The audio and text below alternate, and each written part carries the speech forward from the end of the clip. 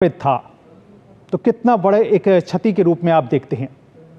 देखिए, निश्चित तौर पर अगर जनजातीय समाज को एक तरह से राजनीतिक तौर पर जागरूक करने की बात की जाए तो बड़ा योगदान शिबू सोरेन का रहा है। झारखंड बनाने के आंदोलन से वो जुड़े रहे हैं। अन्य राजनीतिक दलों के साथ कई और राजनीतिक दलों ने भी इसमें हिस्सा लिया था।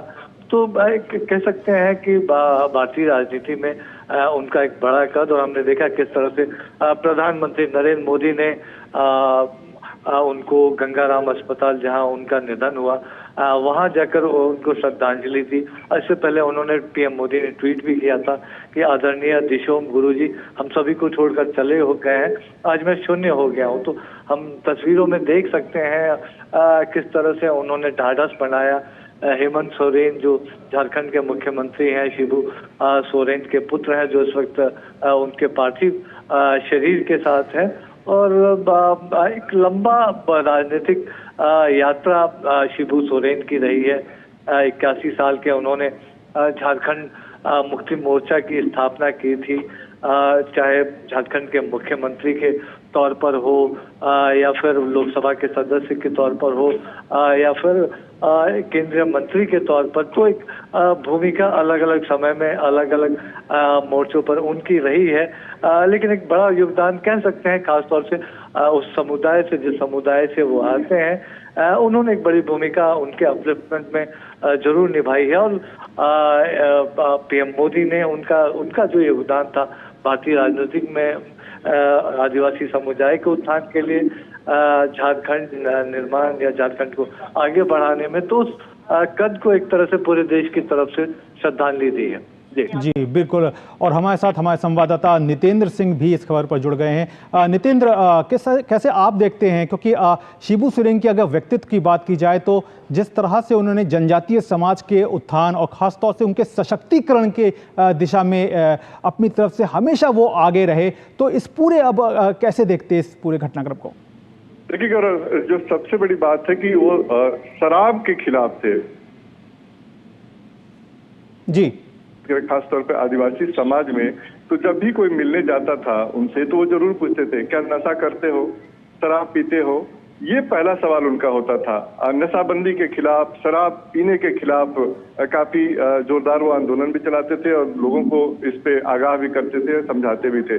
तो जमीनी स्तर के नेता थे, और आदिवासी समाज में चाहे झारखंड की बात हो या फिर पश्चिम बंगाल हो, उड़ीसा हो, ये जो आदिवासी बेल्ट है उसके वो काफी लोकप्रिय नेता थे।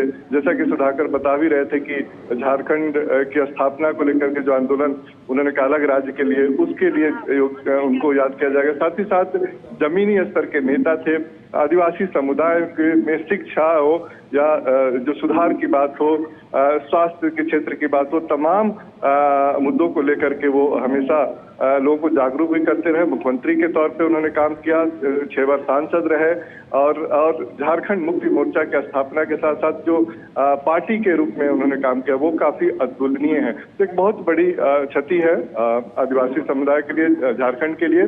और इस वक्त मैं गंगाराम अस्पताल में हूँ। अब से थोड़ी देर पहले प्रधानमंत्री और राष्ट्रपति उनको श्रद्धांजलि दे करके यहाँ से गए हैं, और तमाम सुबह से मैं देख रहा था कि हर दल के नेता उनको श्रद्धांजलि देने के लिए यहाँ पहुंचे। तो सोचिए कि पार्टी से अलग सभी दलों के प्रमुख नेता उनको श्रद्धांजलि अर्पित किए हैं, और यही उनकी लोकप्रियता की एक तरह से मिसाल देखी जाएगी। क्योंकि जो नेता थे वो लोग बता रहे थे कि उनका दरवाजा सबके लिए खुला रहता था, चाहे वो आम जनता हो या किसी भी दल के नेता हो, कभी भी उनसे जाकर मिल सकता था, उनका आशीर्वाद दे सकता था, उनसे सलाह ले सकता था।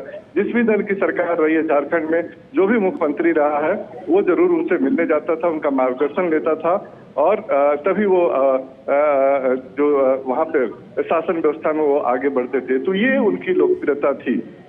जी नितेंद्र, और जाहिर तौर पर झारखंड मुक्ति मोर्चा के वो संरक्षक थे, संस्थापक थे, तो ऐसे में एक कहना चाहिए कि एक बड़ी क्षति तो है ही है, लेकिन जिस तरह से वो दिशा देते थे, जिस तरह से भी किसी भी कार्य को करने में जो उनकी निपुणता थी, जो गुणवत्ता थी, उसकी भी अब कहीं ना कहीं कमी खलेगी नितिन? निश्चित तौर पे देखिए, जो सबसे बड़ी बात होती कि पूरे झारखंड में उनको गुरुजी के नाम से जाना जाता, तो वो लोकप्रिय थे गुरुजी के नाम से। और ये जो एक उनका ओहदा था वो सबसे अलग रखता था, और उनका जो मार्गदर्शन मिलता था खासतौर पे झारखंड के विकास के लिए, आदिवासी समुदाय के विकास के लिए, कहीं न कहीं उसमें एक कमी जरूर रहेगी वहाँ के नेताओं के लिए। लेकिन